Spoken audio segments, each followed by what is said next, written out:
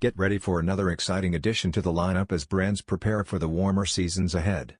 Even while we're still in the cold months, the Air Jordan 1 Low is already making noise with a fresh multicolor design set to drop soon.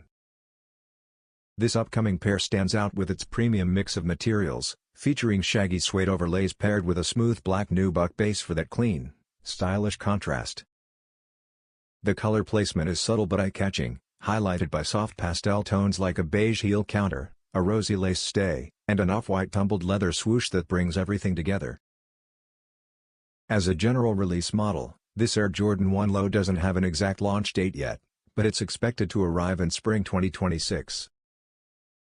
Retail price is set at $130, making it a solid pickup for anyone looking to upgrade their rotation when the new season hits.